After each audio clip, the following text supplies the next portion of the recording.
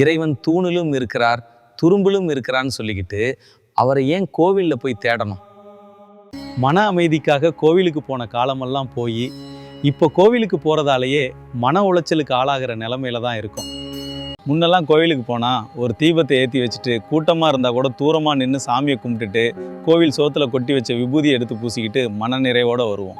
இப்போல்லாம் க்யூவில் மணிக்கணக்காக நின்று சாமியை தரிச்சிட்டு வரதுக்குள்ளே போதும் ஆகிடுது. காரணம், கோவில் பக்திக்கான இடமா இல்லாமல் பணம் கொட்டுற வியாபார தலமாக மாறிடுச்சு. பணம் கொடுத்தா சிறப்பு தரிசனம், விரைவு தரிசனம், பூரண கும்பராஜ மரியாதையெல்லாம் கிடைக்குது. பணம் இல்லைன்னா பல மணி நேரம் நீண்ட க்யூவில் காத்து கிடக்க வேண்டியதாக இருக்குது. மனசில் என்ன கவலை இருந்தாலும் கோவிலுக்கு போய் சாமியை பார்த்தா சரியாயிடும்னு பக்தியோட சாமியை பார்க்க வந்த நாம இப்போது பாவத்தை போக்க பரிகாரம் பண்ணத்தான் கோவிலாக போகிறோம். நம்ம பயத்தையும் நம்மோட அவசரத்தையும் சாதகமாக பயன்படுத்திக்கிட்டு கோவில் நிர்வாகம் எல்லாத்தையும் காசாக்கி வருமானம் பார்க்குது. கோவிலில் கொண்டு போய் பணத்தை கொடுக்கறதால, சாமிக்கு தங்கத்தை வெள்ளியை உபயம் பண்ணுறதால நாம் செஞ்ச பாவம் போயிடுமான்னு? நம்மளை மாதிரியே சாமியை பார்க்க வந்த 100 சனம் கோவில் வாசலில் க்யூவில் கால் கெடுக்க நிற்கிறப்ப நாம் மட்டும் காசு கொடுத்து சிறப்பு தரிசனம் செய்யும்போது அங்கே நம்ம பாவம் குறைஞ்சிருமா? வெளியே வெயிலில் குழந்தையோட கால் கெடுக்க வரிசையில் நிற்கிற பெத்தவங்க, பெரியவங்க அத்தனை பேர் பாவமும் நமக்கு சேராதா? கோவிலுக்கு போய் பரிகாரம் பண்ணுனா பாவம் தொலைஞ்சிரும் நம்பாதீங்க. முடிஞ்சவரை யாருக்கும் எந்த பாவமும் பண்ணாமல் இருக்க முயற்சி பண்ணாலே நீங்கள் இருக்க இடம் தேடி கடவுளே வந்துடுவார். எந்த கடவுளும் பணத்தை கண்டு மயங்கிட மாட்டார்.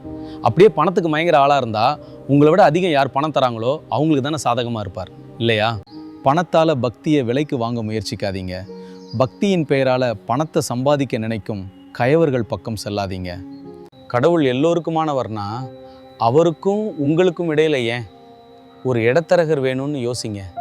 கோவிலுக்கு போகணும்னு முடிவெடுத்துட்டிங்கன்னா, குறிப்பாக வெளியூர் கோவில்களுக்கு போனீங்கன்னா நிதானமாக இருந்து அங்கே இருக்க கலைப்படைப்புகளை ரசிங்க.